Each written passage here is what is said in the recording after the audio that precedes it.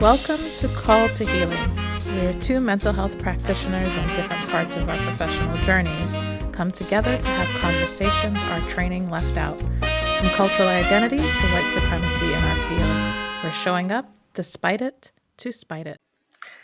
Hello, everybody. Welcome back to Called to Healing. I am Dr. Kasera Dayet, licensed clinical psychologist and also psychologist committed to building practices that are rooted in liberation so that we can take down this madness that we consider the mental health field. And I have with me. Hi, I'm Blanca Torres. I'm a licensed marriage and family therapist in Nevada, and I'm committed like Sarah is too, but I'm a therapist currently in the middle of plotting my escape from fascism. So we are coming as we are today.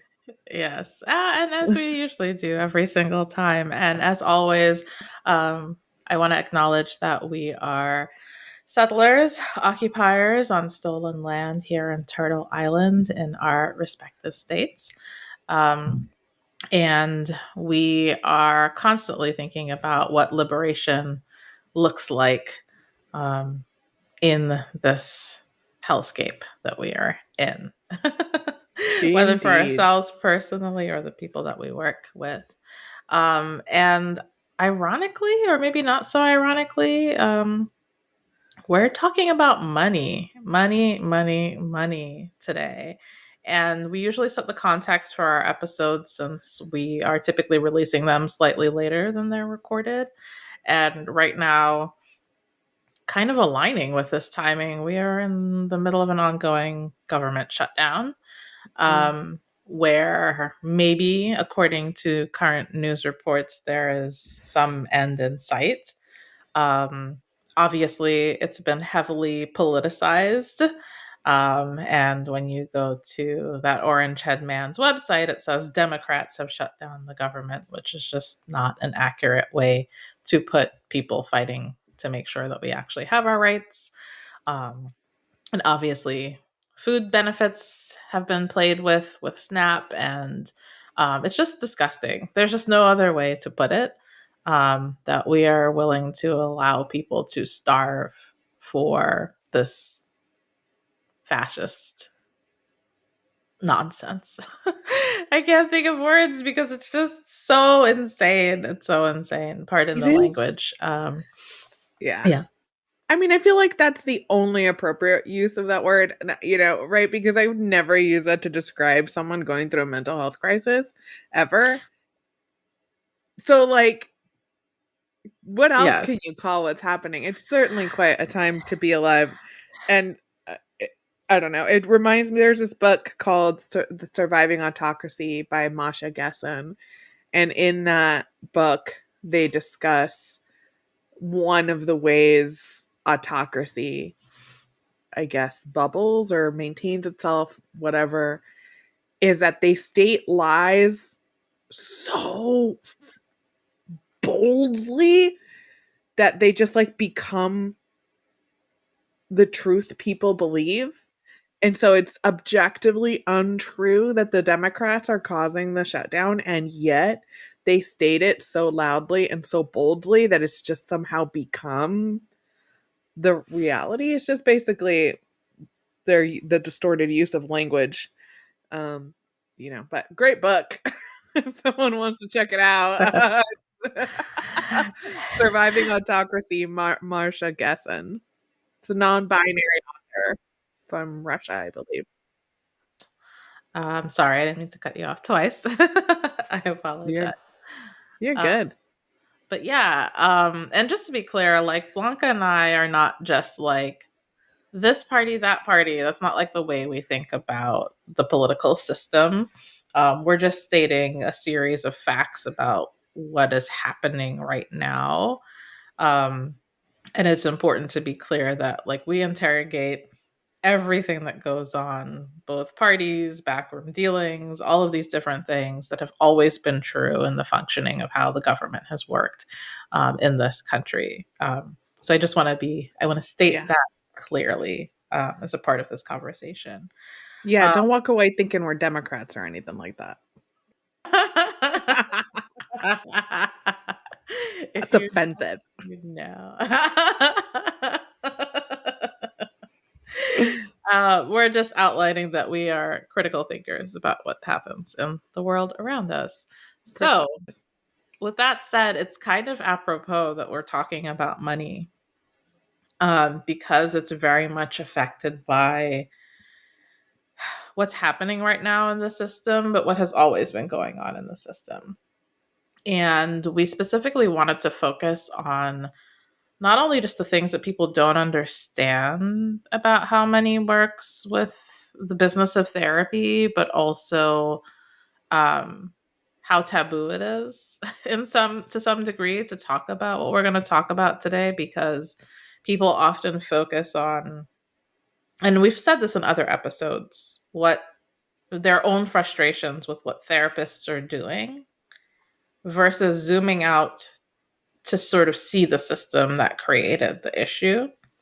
Um, and that it is not an issue for people to charge what they need to in order to make a living and not just survive but thrive, right?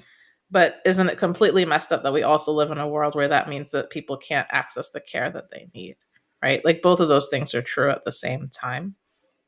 But because people feel like they can't control what's going on with the system, therapists often end up being the ones who are blamed for trying to live. There's Right. no And other way. everyone's hurting, but we have one common enemy, and that is capitalism. Well, I Yes, have more absolutely. specifics about that, but we'll get to it. Yeah, yeah. Um, so Blanc, I thought maybe it would be good for us to start this conversation with like what you were thinking of when you were building your practice, and maybe even before that, kind of your relationship to the business of money when it came to being a therapist, both maybe working for other people, but then also crafting your practice. And I can also talk about that from my perspective as well. When I first started my private practice, so immediately out of grad school, so it would have been January 2022, officially February. It was cash only, no insurance, and I knew I wanted to have a sliding scale, so I obviously turned to Casera. She supported me in creating a sliding scale based on economic justice, which I believe the method you use. Can you remind me the name and the proper citation for Yeah. that? I apologize. Cunning Folk, and I believe it was 2013 or 15. I can also re double check that and put it in the show notes. Yeah, and it's basically where there's three buckets where people choose their fee based on their economic reality. And that really worked really well for me for a long time. I do remember specifically a moment telling my own therapist, I was like, "Oh, I'm going to charge 60 because that's what you were charging when you were an intern and I started to see you a state intern." And as a reminder, a state intern in the state of Nevada, in other states is called an associate or a pre-licensed professional. Basically, I've graduated, I have an interim license, and I'm working under the supervision of a licensed marriage and family therapist. Um, and I remember she was like, "Blanca, that was 4 years ago." Like things cost more now. So just from the beginning, an immediate thing I saw within myself was just I have to make myself affordable for everyone, and I have to make it not a burden on anyone to access therapy with me. And this is what that might look like. So immediately that was where I was at when I started my practice. What about you? When I started my practice, it was just, I don't even know if desperation was the right word, but certainly I was in a survival state because I both knew that I didn't want to work full time for anybody ever again, but I didn't know what I was doing. I didn't know what I was doing. And I've said this before. So many mentors were like, you should start your own practice. But nobody ever said, we're going to show you how to do it and how to think about it. And that's why even though in moments of doubt, when I'm sitting with my coaching clients, I'm like, no, no, I know this is exactly what I need to be doing, right? Because nobody tells you how to think about things from A to Z and how to make it sustainable. Correct. So I'd say like my first 3 years, I was blundering around when it came to money. And I didn't, I was like, okay, I'm going to accept these two insurances because that's what most people use in the state. I didn't do a whole lot of thinking about reimbursement. Um, yeah, it was just like get clients, make money. Yes, exactly. Get clients. That's I feel Yeah. very similarly about that. Yeah. Yeah, and so I mean, the sliding scale was a very early addition because I wanted to do that in a justice informed way. But even then I was in my infancy, so to speak, in terms of how I was thinking about these issues and liberation. Like I didn't know a whole lot about it. Um I learned over time how to talk more about hardship versus sacrifice when talking about the sliding scale with people in a way that honored me as well. I think my lowest rate at first didn't really reflect what I needed in order to make a living and not be in a position of hardship myself. So I adjusted it over time, but definitely I think like my initial money decisions were just survival. Yeah. Um, and I used to have this friend in grad school, friend acquaintance, I guess, who would always say to me, "You have to spend money to make money," and I was like, "What does that even mean?" It sounded so ridiculous to me, but I still remember it because there were things that I was spending time doing that were also taking away from my ability to actually be able to serve clients and make money. Um, that I ended up having to pay other people to do, like hiring an accountant who was Right. also my CFO. Like, why am I sitting on the floor doing my own accounting for my business just because I can? Doesn't mean I should. So those were a lot of like how I related to money, like in the first few years. Yeah, I really relate to that. The idea of like survival and just get clients. I think my lowest session fee was $40. I've made allowances for even less if a client is going through a hardship and then, and I know we have an agreement for what the ending that might look like. But I'm curious, what was your lowest at the beginning? Yeah, I think my lowest at the beginning was 80, which for me, like, it is low. And it was certainly That is low. slightly, yeah, it was slightly lower than my lowest network reimbursement. So I was actually getting paid more from insurance at that point for Oof. my lowest reimbursement, which for us is technically a 90834, which is 45-minute session. There's one that's lower than that, but typically I'm not doing those sessions. Um, but yeah, that was my lowest. Even my cancellation sort of policy fees didn't reflect something that was sustainable for me either. Again, I was blundering through working in what felt like care in my policies, like, for example, with parents, especially when I was seeing a lot more children. I had every 6 months one free cancellation because kids get sick. And at the time, my practice was in person, and this was before COVID. And I used to say, like, don't bring your kids if they have a fever just because you're worried about the late fee, because if I get sick, then your kid has no therapist. So Right. I would have those freebies worked in. So usually somebody late cancel, I'd be like, hey, you have your free cancellation. Do you want to use it or not? And they would choose to use it, and then it resets. I still have that. And of course, I'm chronically ill, so I understand chronic health issues, um, like migraine and things like that.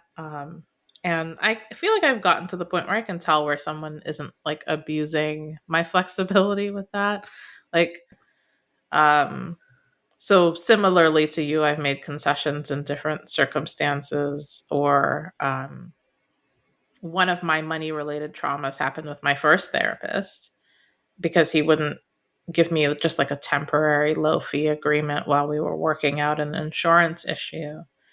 Um, and he was like, I'm comfortable with you, like, just having me, like, owing me the money until you're able to pay it. And I was like, well, I'm not comfortable with that Right. because basically I'm racking up a debt while I'm waiting to find out if the insurance company is going to grant you a single case agreement. And I'll explain what that is for people who don't understand, to allow you to keep seeing me.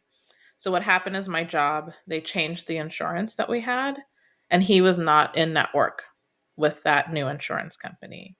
And sometimes for continuity of care, the insurance company will allow the therapist to argue for what's called a single case agreement, where they'll reimburse you at a contracted rate so that you can keep seeing the client so that their care isn't interrupted. Mhm. And I've done one of these for my own client, and it's actually not that complicated to do. Oh, good. And we went through the process, and they denied it. They denied it, um, and I had stopped seeing him because I was like, I just can't afford to do this. And he's like, well, I know you'll pay me back eventually. And I'm like, I don't want to be in that position with you. Right. So, and it's in our ethics code that we don't create a debtor creditor relationship with our clients. Right. So when I had things like a client losing their job or something like that, like, we would create a temporary agreement, but it had to have an end date, at least, for both of us, right? Like, I can't be resentful about the fact that this is costing me more than I can actually, like, I have to give, but you Right. deserve to know that I'll still keep seeing you until a specified period of time. I've also hooked up clients with scholarships for therapy that have allowed me to get paid in those kinds of circumstances. Um, so I veered off a little bit from the what was your lowest? I think that was the initial question Yeah, it you was. asked Yeah. me. But those are other things that I have also done similar to you. Yeah. And I appreciate that first therapist of yours intentions, but it's not, the context isn't really very well thought out. No. Because yeah, it's against your ethics code. And also, what if you just disappeared or really couldn't afford to back pay 10 sessions? And I At how couldn't. much per session? Oh gosh. I think it was like maybe 150 or something. I can't I remember. But it Most was, yeah. Americans don't have money for $1,000 emergency. Yeah. How? What are the chances you could just drop 15? Yeah, I Yeah. just 1.5K on something. I couldn't, and at least Yeah. not in our youth. No, I mean, and that was like, I was in a group, at that time I was in a group practice job with like a $34,000, 32,000 salary, right? And I was like, my rent was like 900 for a room that I was subletting, Mhm, mhm. right? Like, let alone all of the other expenses. So yeah, I didn't have it. And he was like, well, I think that this is important because, you have some psychological, um I don't remember exactly how he said it, but essentially he was arguing that because I had stuff having to do with money as part of my own psychological whatever, that was why he needed to hold on to me paying the fee as it was. um and I said to him that, like, sometimes a cigar could be something else, but sometimes a cigar is just a cigar. And the Right. fact of the matter is I maybe there is money stuff for me to process because I've been poor my whole life, right? And I have a lot of money trauma, um, and fears around scarcity that are both real, right now in this moment, but also have been true for me in my life. But it's also true that I just can't pay you.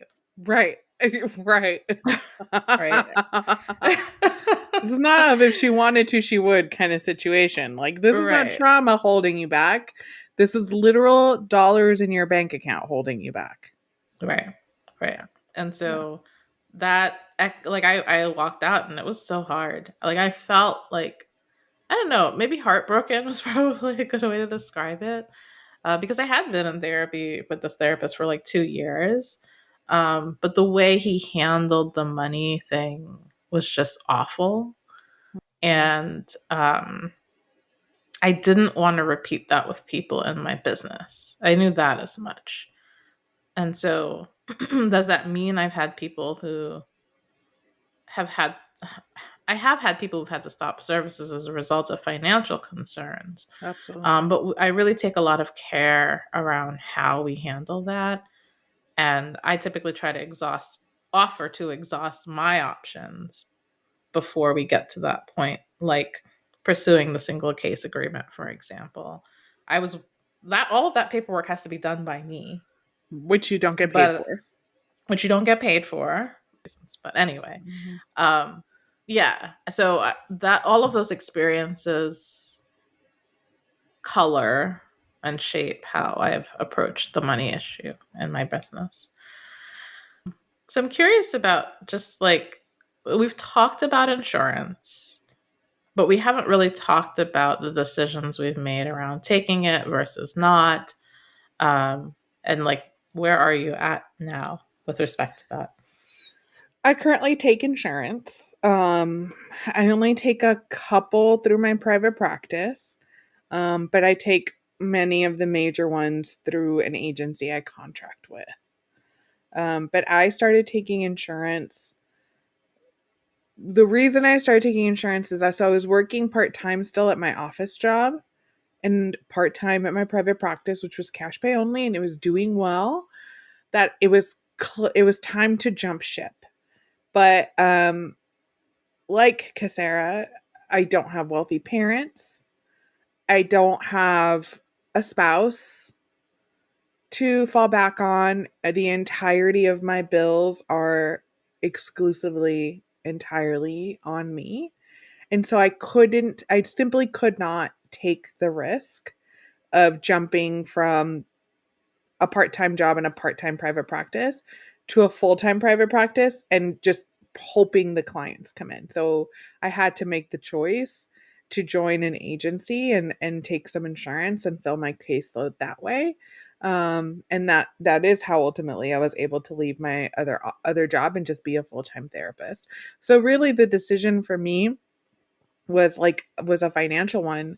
I would 100% prefer to see only cash pay, but the population I desire to work with might have enough to cover their copay and cover their insurance premium, but not necessarily enough to cover my cash pay rate weekly. At that time, and I'm certainly not putting myself in any corners or anything like that. I'm open to the journey and what it takes me, but that was what led me to taking insurance. And there's a ton of headaches, a ton of headaches. Um, but I just simply needed to pay my mortgage, and that was the way I could do it. And What have about you? Oh, oh how you're thinking about it changed at all since then? Has. yeah, it has. I mean, the way that I see it now, for me personally, and please no one ever feel like the what works for me has to work for you. For me, at this time and place in my practice and in my life, it feels like a necessary evil. Because there are a lot of people out there simply cannot afford therapy. They simply cannot afford a cash pay rate, but they have their insurances that will pay. But some of the things that insurance companies have put me through, there's one actively trying to remove a client from getting therapy benefits because they believe they're accessing it too much. to the point where they forced a client to participate in a program that she, quote unquote, didn't need to consent to, and forced me to discuss with a case manager at an insurance company how to get her off of therapy. And I can't say more because of confidentiality, but this is, it's just atrocious. It's not okay. To the point where I had to tell this insurance company, like, you are talking about this person and like they're a medical case that you can track, is their cholesterol going up or going down? Like, this is a human being with layers and layers of complex trauma. There's going to be weeks where things are great and boundaries are set, and the person is thriving, and then there's going to be weeks when they're exhausted from all the trauma and everything else going on in their life, where it's harder to set boundaries, where it's harder to maintain progress, blah blah blah. To the point where I'm pretty sure I made the person cry because there was like a little in their voice when I stopped my little monologue. But I find that horrendous. I just atrocious behavior from an insurance company. Ironically, I have the same insurance company through the marketplace, and they have been pushing for an in-home physical exam. Oh, what the Swear hell? to God, Kasara, they call me every other day. We want to tell you about this great program. We'll come to your house and do a physical exam. And I'm like, no, I have a primary Ew. care physician. I am accessing my medical care. You are an insurance company, not a medical provider.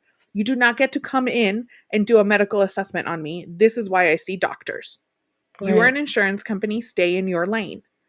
And they're like, no, no, no. I'm like, no, you need to be quiet and listen to me. What this is doing is you're trying to get into my home to make decisions about my care to ultimately raise my premiums. You have no business getting this involved in my healthcare other than paying for it, which is what I pay you about. Anyway, I'm going on a tangent.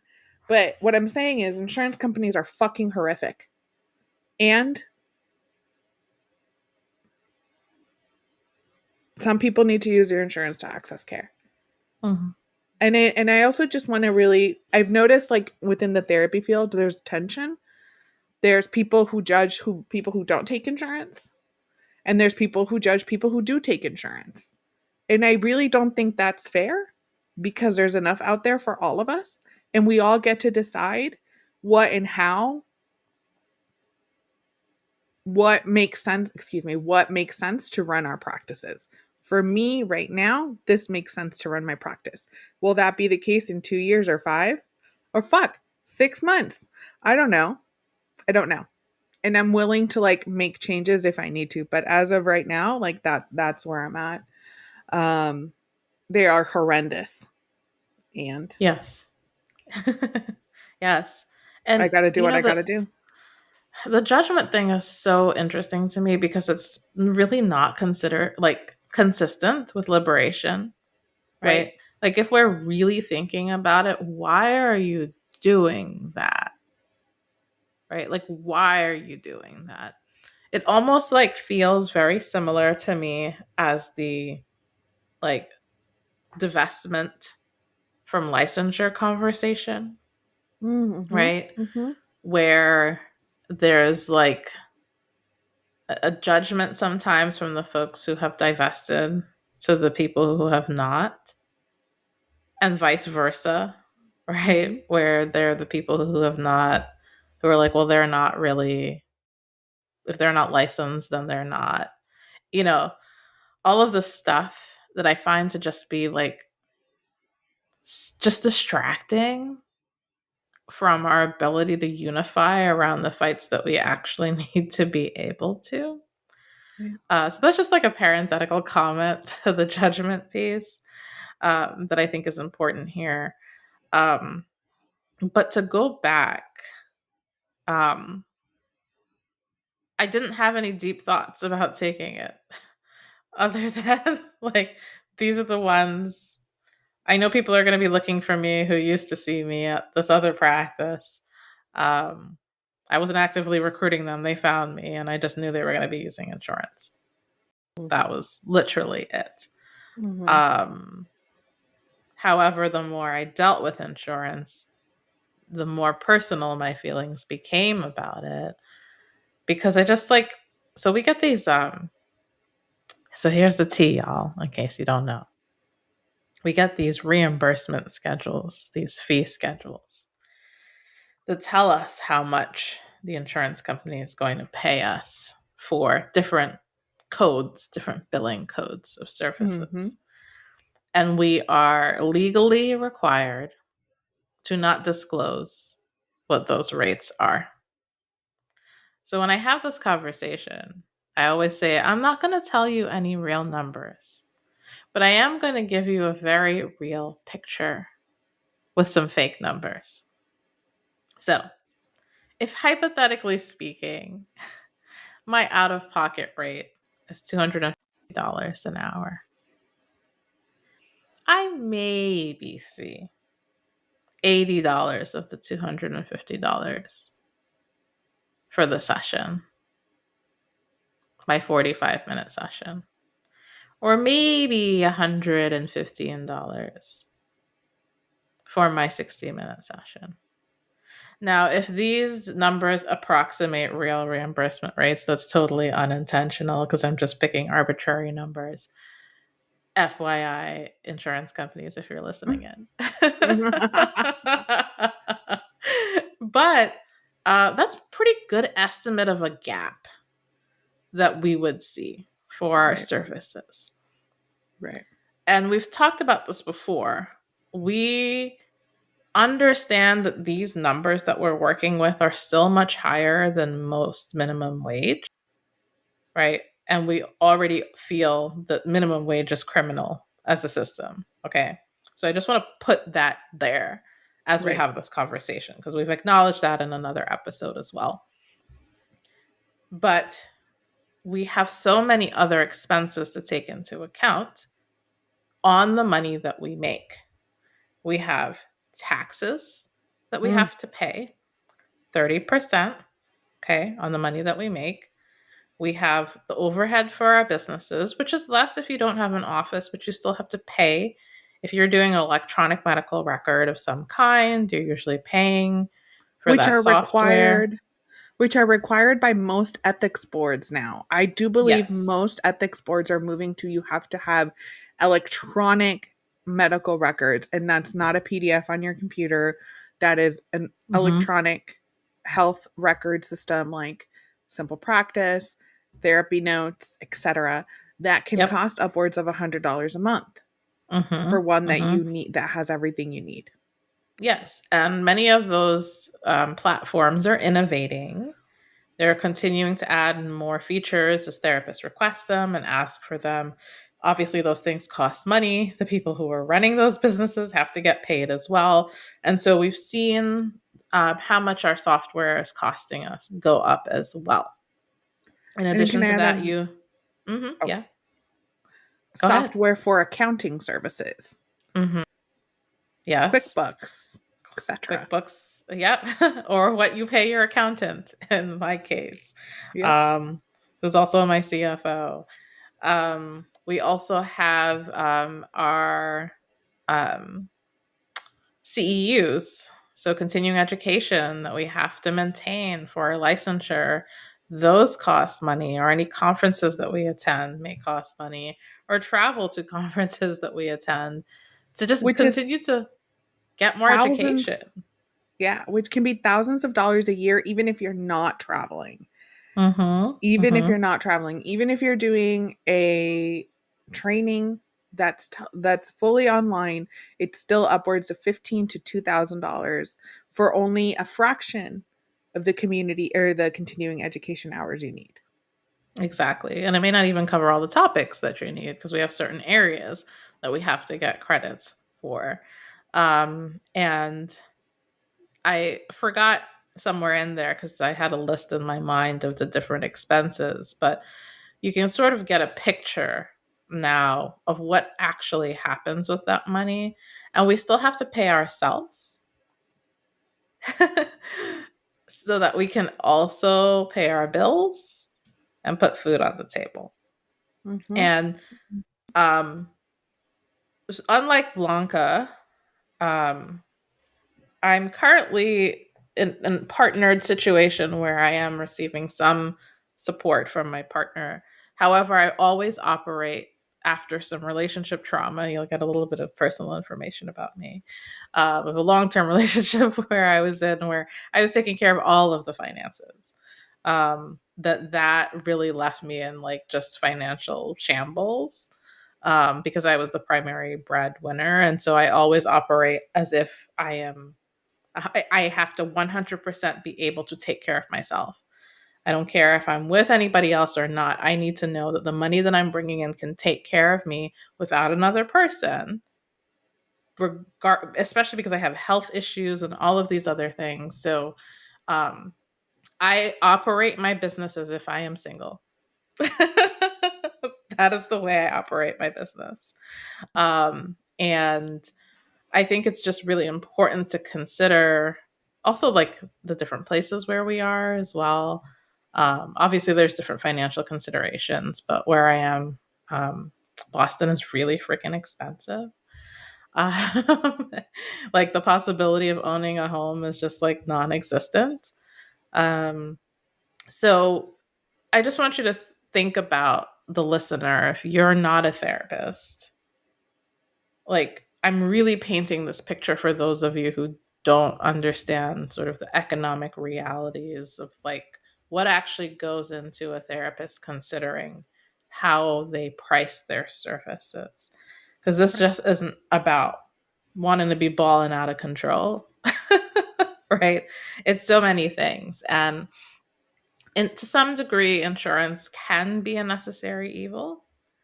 But I also think, like, again, if we can be in community about different ways that we're thinking about these systems, it doesn't have to be necessarily. And I say that because, like, there's so many other places where, again, they've put in these scholarships in place.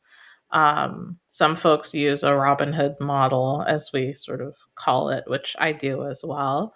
Um, Higher cost services supplement lower cost services, or allow me to offer pro bono spots, which I have done. I have offered like a pro bono spot for a client before. I've offered lower than my lowest fee spots for folks, and that's supplemented by other aspects of my business that are not bound to insurance. So I think that's a way that I try to counter that. And um, but I also do think that it's important that we don't get into the trap of people feeling like they're just being greedy if Right. they're not doing those things, right? Because everybody deserves to decide what they need, and what And that looks like. what their business model looks like. Hmm. Right? I've tried doing assessments. I did it for a while. It was nice. I found them to be almost more traumatic. The type of evaluations I was doing immigration evaluations. And if I got one now, I would consider doing it. But they were so deeply traumatic, Hmm. that ended up being harder for me. So for me, what works right now is seeing clients. That's what works right now. And as I'm not interested in shaking it up, um, simply because of the context of our times. Like I'm trying to figure out a way to survive autocracy. So it's not the time to be like, let me try this with my business today. For me personally, I also want to add a little more context to what Sarah was talking about earlier with why things cost the way they cost. Like $80 sounds like a lot of money per hour. Yeah, it sounds like a ton of money per hour. But most therapists aren't working 35, 40 hours a week. Excuse me. They're not seeing clients 30 to 40 hours a Right. week, right? We might be working that many hours because we're doing notes, we're doing assessments, we're following up with insurance, but the actual money per hour that we make, we only see it when we're actively seeing those clients. And Right. so, as much as it sounds like a ton of money, it's really not. It's really not. And it also doesn't account for licensing fees. My license is up for renewal at the end of this year. It's $450. And that's on top of the 40 hours of continuing education credits that I had to get over the last 2 years. It doesn't account for student loans that we Oh, have to yeah. be paying back, right? There's, if up into before your license, there's supervision costs. I was spending almost $600 a month on supervision costs before I was taking insurance. So when I was seeing clients at $40 an hour, 60, 80, right? Out of that, I had to somehow get almost, not quite, almost $600 a month to pay for supervision.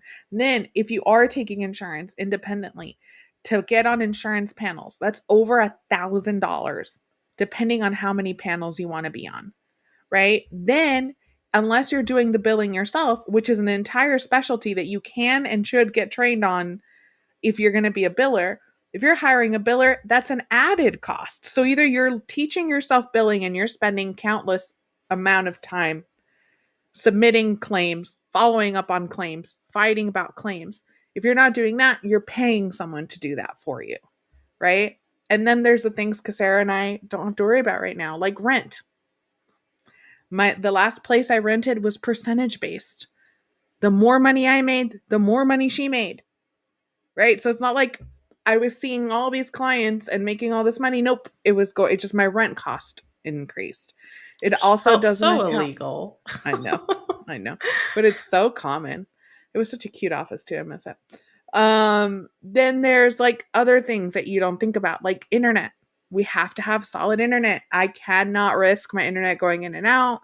I cannot risk my internet getting bogged down if my roommate is playing a video game or if someone else in my household is watching Netflix, right? Then there's health insurance costs. My own health insurance premium is $550 a month. No employer pays that for me. I pay that for me. So just a little bit of added context. I hope we're not freaking out anyone who wants to do a private practice. These are the realities of running your own business. It's the cost of admission of running your own business. I'm sure I could get a job working full time for a salary somewhere where I couldn't choose my clients, I couldn't choose my hours, but hey, maybe some of this other stuff would be taken care of, and maybe that's worth it. I don't know. Not where I'm at right now, but I'm glad you mentioned the supervision thing because that's, oh man, they like, so again, after we graduate, again, for those of you who are not familiar with the context or are learning about, you're here because you want to learn, um, we have to be supervised for a certain amount of hours in order to get our licensure. And so it's very common for people to join group practices as a way of doing that because supervision is kind of offered as a perk, so to speak, as in sort of a trade for you accepting a lower salary. And also, your reimbursements are lower as an unlicensed provider who has to be supervised. All your notes have to be signed off on by your supervisor. Um, and it's not an unusual place for practices to trap new clinicians, and I use trap intentionally because a lot of people don't want to negotiate all of the things that we're talking about. And so, therefore, it's much easier to just stay with a group practice that is actively exploiting you. You may not be aware of it, but most of them are. Um, I mentioned this on a previous episode, a clinician who I think I will take credit for pushing her to reconsider this job. She was making $50 an hour. And I was just like, what in the world? And, she's working until like 10 o'clock at night, seeing folks after working like a full time job all day. Right. And like a lot of these practices are just like, okay, you don't want to deal with it? We will, but don't worry about it. And you don't know what goes on in the background, like the fact that they might be able to renegotiate their rates because groups can get renegotiate higher reimbursements than individuals can. Some mhm. insurance companies put a cap on that. So they'll say you have to have at least 5 clinicians to be considered for a group reimbursement renegotiation. So there are all these constrictions and stipulations, and practices are just poised to be like, oh, you just got out of school, we're going to take you and we're going to hope that you never leave.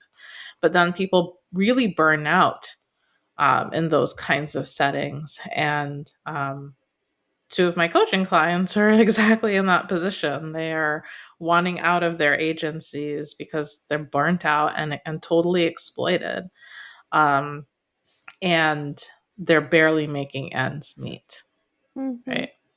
And so if you had to ask us, maybe later, we'll hold this question for later, like, so why do we do it? Sure, we both have answers to that question.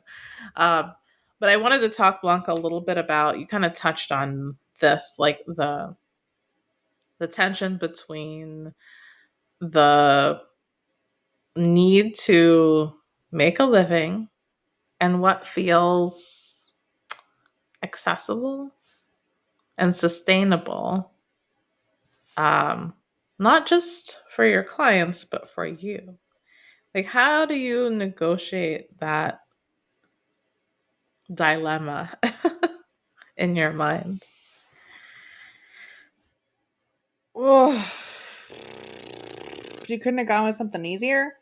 How do I Never. negotiate that dilemma?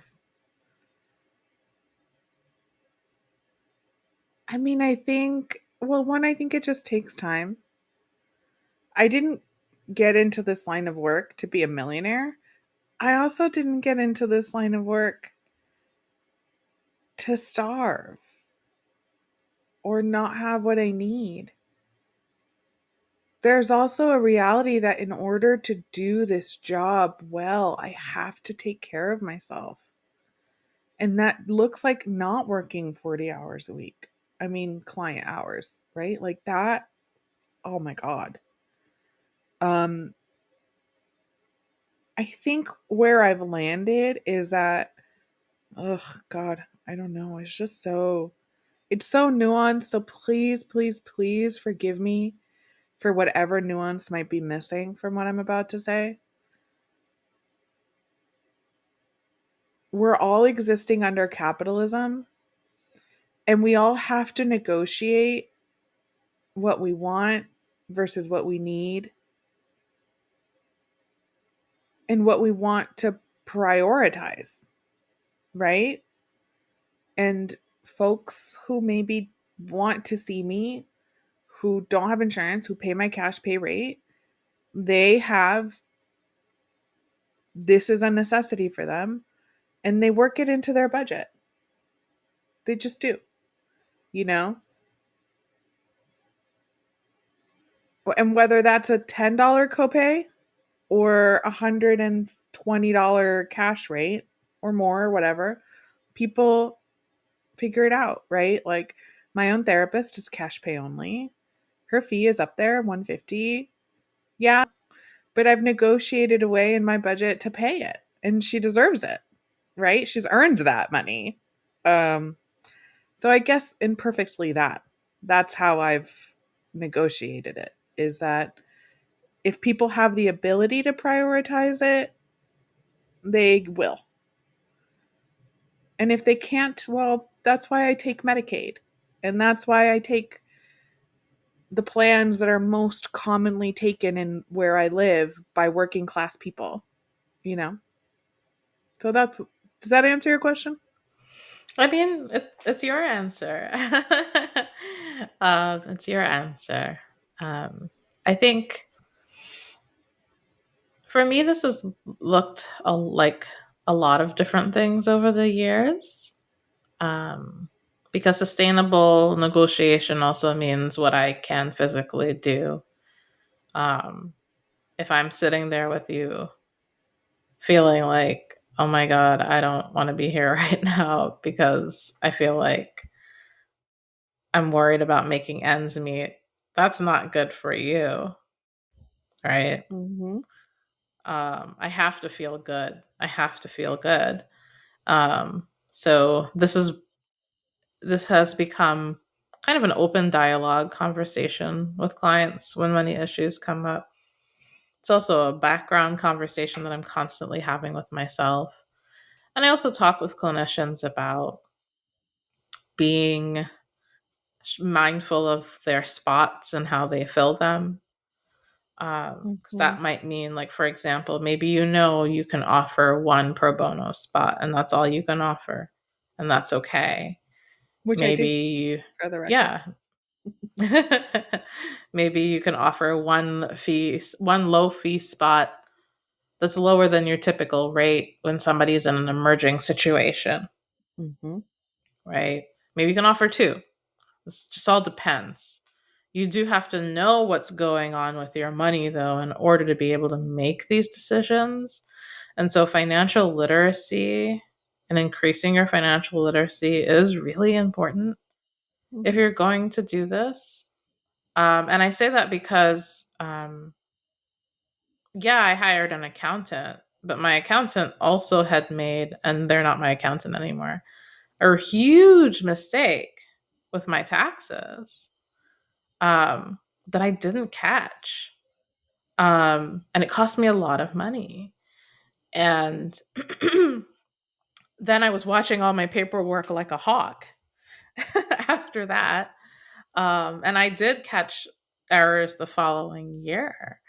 Um, but like, you can't not watch your money. You just can't. So you may hand it over to somebody to handle like like filling out the paperwork and all of that, but you better know what you're looking at and ask as many questions as you need to ask and know why numbers are where they are, right? Like, and then all your W-2s and all of these different forms, the 1095, so and all of those things are accounted for, right? But I say that because, like, in order to make some of these decisions, you have to know what you're actually making, what you're paying for your taxes, all of these different things, because that does allow me to negotiate what I can offer that is still within reach for the people that I want to serve, but doesn't mean that I completely have to sacrifice everything in the process, Mhm. right? Mhm. And so, um, just thinking of like another example, you know, psychological assessment, which is something that I offer, is actually reimbursed at a significantly lower rate than psychotherapy. Mhm. I'm surprised by that. Yeah. Yeah.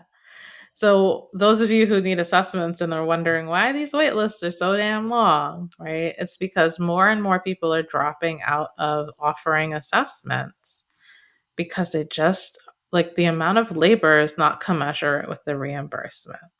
Right. I'm guessing they pay you for the hours you see the client, not the 40, 50, 60, 70, 80 page reports you're writing. Mhm. Mhm. I mean, if your reports are that long. I say that because, like, learning about therapeutic assessment has helped me reimagine my reports so that they are also more sustainable for my Oh, business. good. That's a whole different conversation and topic. Um, but yeah, I mean, you're not guaranteed that they're going to reimburse you for all the time you spent in face to face testing. And they have certain numbers where it's like, if it exceeds this amount of time, they're not likely to pay. Or if they do pay you, you run a higher risk of being audited later on and owing them money if they think that maybe there was an error on your end as a provider. So, like, um, sometimes I'm making decisions in my business that, well, no, I can't offer the service at this time with it using insurance because it's just not financially sustainable for me, right? But that's why I'm also teaching people, like, about renegotiating their rates and how to do that and what it looks like in that process, because we shouldn't have to make those decisions. We really shouldn't. Mhm. Mhm. It should be sustainable in the first place, but a lot of clinicians don't know how to renegotiate their rates. They don't know that they can. They Mhm. don't know how to go about putting the letter to ask for it. They don't know how to go about putting together countering objections, or that they can even counter objections.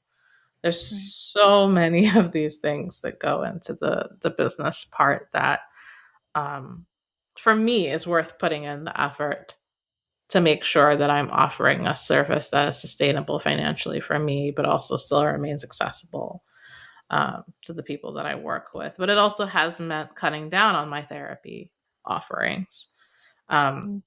significantly, um, because I'm like, I'm not going to continue getting underpaid while I need to be able to pay my medical bills and all of these different things. And so, um, Mhm. but those decisions can feel really hard and very painful to do because it does mean that you're maybe ending relationships with folks as a result. So I think going back to your point of nuance, it's not just nuance, it's dynamic, Yeah. um, and constantly changing as a result of our own sort of personal circumstances. Yeah, So, absolutely. Absolutely. And I think if I've learned one thing in my journey to today is just to be open to things about my business changing. yes. And and right now it's working really well what I'm doing, or at least well enough. I'm making a big life change soon, depending on how that goes. Maybe so will my business plan, right? And then that'll change and then so will my business plan again. Mhm. So, I think it's just about I think being open and being dynamic, Yeah. as you Yeah. said, being And dynamic open about it. communication because we're not taught how to talk about the money aspect of our business with our clients. Um, and it's possible to do that in a way that is caring and intentional and isn't making the client responsible for the decisions that you have to make, right? But Yeah. that you know that the decisions you make impact them and how, Yeah. and that they impact you as well, right? I just had a money conversation with a client where I'm like, I'm okay with this arrangement, but I still need to get paid before I'm able to offer more services because I'm not going to have you rack up a debt with me, right? Right. And I'm also not going to feel good doing my work if I'm worried that I'm not going to get paid. Like, and just being honest about that, right? And not in a punitive way, right? But a caring way, with attention to how capitalism is playing a role in our relationships in ways that I ultimately wish it didn't have to, Yeah. right? But yeah, Yeah. so uh there's so much in this topic. Was there anything So else on your much. mind, Blanca? Uh I mean, I think I just want to normalize that money conversations are really hard. And like you Yeah. said, we're not taught it. We're not taught it in school. You may or may not pick it up in supervision. I think I did a little bit, you know. But at the end of the day, no matter what we talk about, what topic we talk about, like how or when or talking to clients about this or that, I just always come back to the reality that at the end of the day, yes, it's a therapeutic relationship and there's boundaries, but it's a relationship nonetheless. Mm-hmm. It's still two human beings sitting together. And so sometimes it's you just have to just come back to that and say, "Hey, listen, I want to support you. I want to be here for you. I also need to be paid. So what can we do? How can we figure this out together?" I don't know. I'm not saying say those words. I'm just highlighting that at the end of the day, it's still two humans working together. And as scary as that is, for me, it also it makes it less scary. Like for you, it might make it scarier. For me, it makes it less scary because I know there's a human being in front of me who understands the realities of capitalism, at least the clients I've had, and understand that regardless of how much I love this, I need to pay rent. I need to buy food. I need to pay for my licensing fees and all these other things. So, yeah. Yeah. Well, and what I appreciate you about you naming the human part of this is that, like, we've mentioned this in another episode, but like the human gets trained out of us in the Right. way we're trained. And Right. so when you think about it, these conversations actually feel hard. I don't want to say for no good reason, right? Because we are also bringing money trauma to the table that make these conversations harder, I think, some of us anyway.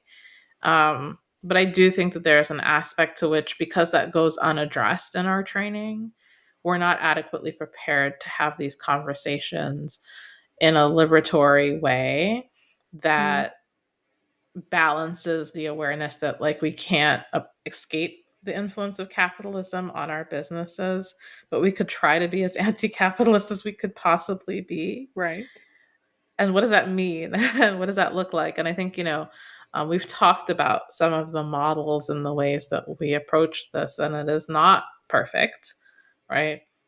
Like perhaps we could achieve more perfection if we were totally divested from insurance and all of this, but like at the end of the day we're still collecting money for a service that is influenced by all of these external capitalistic factors that we just can't control, that these Yeah. things are present. Yeah. So In a yeah. perfect world, in the world I want, I'd be smoking a joint on the beach, eating a mango, and you'd come to me and talk to me because you have a problem. And then you might hand me another joint or another mango, and then we'd go about our days. But that's not the world we Yes. live in because we decided to invent capitalism.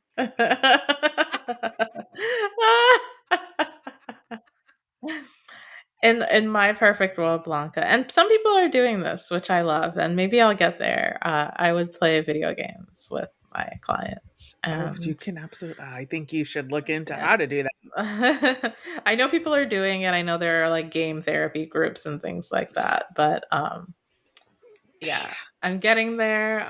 If y'all want to see that, let me know. We want to Maybe see not as that. my client, because like that would be too many people to manage. But we'll get there. Called to gaming. Call to gaming, yes. Mhm. So we want to kind of we'll transition to being called to our bodies, but I want you to think as we kind of close this conversation. If you're a provider who's been listening to this, we want you to think about what's a money story that you carry into your healing work, and in what ways that money story may be rooted in capitalism or not particularly liberation focused, and how you can change that money story, both so that it benefits you and your client as well. So, with that said, let's call ourselves to our bodies. Whatever you're feeling right now, relaxed, inspired, tense, grieving, invigorated, it is all okay. You don't need to act on any of these things. Just pause. Now bring your focus to one small point inside you, your heartbeat. You don't have to feel it right away. Just notice somewhere deep inside your heart is still beating, steady, quiet, working for you. If you feel restlessness or tension, just let it be. Let your heartbeat become your anchor, a quiet rhythm beneath the noise. You are safe to pause. You are allowed to feel what you feel. And underneath it all, your heart keeps going, strong and steady. Stay with that rhythm for just a moment longer. And when you're ready, gently come back to us for a moment of joy and thriving this week. Blanca, what's your moment Woof. of joy and thriving? I don't remember if I talked about this the last time we recorded. So if it's a repeat, please forgive me. But also, yay. I learned to cross stitch when I was a teen. Yeah, I did talk about it last time. Hmm. Yeah, Okay. that's okay. You can talk about it again. Well, I've held on to it. I'm still doing it. I've been cross stitching and listening to audiobooks, which has brought me a lot of joy. And in fact, I actually haven't done it in a week. And I feel very differently this week. And part of me wonders if it's because I haven't had those moments to kind of just like slow Mm. down. And granny hobbies are just highly recommended. So I think, I guess a little human moment. I told Sarah I feel like I'm in the waiting room for grief. There's some elderly folks in my family that aren't doing well, and so it's been I'm not feeling myself. I'm not feeling great, and that's just my joy right now. My joy in thriving is just like connecting with my loved ones and then Mm. cross stitching. Right now, I'm working on a project that says Nap Club, new members welcome, with some super cute little napping animals for one of my best friends. Um, and yeah, that's my joy in thriving right now. What about you, Sarah? Mine is that I've been finishing more games lately, which has been really nice. Games has been was another thing that took like a hit from COVID for me, gaming and reading. Um, so finding space for that is really important. And I was trying to figure out yesterday, literally, which new RPG I wanted to play. Hmm. Because the Final Fantasy franchise has been disappointing me for the last couple of years. And so I started this game, Metaphor Re Fantasio. I'll put it in Whoa, the show notes. fancy. Well, that sounds But very fancy. it's got a lot of socio-political themes and questioning of the world and going into places where a lot of games maybe don't go. And it's interesting that I've chosen this, Oh, but like the music, like the battle music is also really fire. So I love I was that. dancing around in my kitchen to that last night. And I'm looking forward to going and playing a little bit before I have some more work to do this evening. So, Nice. Yeah, yeah, I love that's that. I my think that's great. well, we are approaching the end of the season. Yeah, we are. So I think our next episode might be our last for the season, if I remember correctly, maybe. Or second to last. Y'all will know when it comes out. But thank you for sticking with us on this journey. If you haven't, please leave a review and subscribe. If you're listening to this episode, we have divested from the Spotify machine at this Yes. point. And so we apologize to our Android users, but our Zencaster direct link is in our link in bio on our Instagram. And we are also on YouTube. YouTube has its own questionable blah, blah, blah. But, we've got to keep ourselves in some places. Right. So the least bad ones are where we are right now. Right. Whatever that means. So your reviews help. If you think it's 5 stars, then please give it 5 stars and don't just think about it. And we'll see you next time. All right. Yeah. See you next Okay. time. Bye.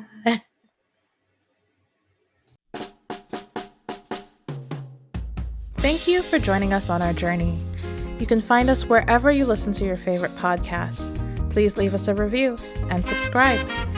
You can email us at calltohealingpodcast@gmail.com. You can find us on YouTube and Instagram at Call to Healing. Sign up for our mailing list, book us for speaking engagements and consulting, or donate to support this endeavor at our one-time donation link in the show notes. You can find even more goodness from us on Patreon at patreon.com/calltohealing. Keep in mind our views are our own and do not represent any organization we may be a part of. Even though we're both clinicians, listening to this podcast does not constitute a therapeutic relationship or clinical contract. If you hear anything that resonates with you in crisis, please seek the help of a trusted provider or the resources provided on our social media page. And remember, you're made for more than just healing. You're made to thrive. Until next time, rest easy.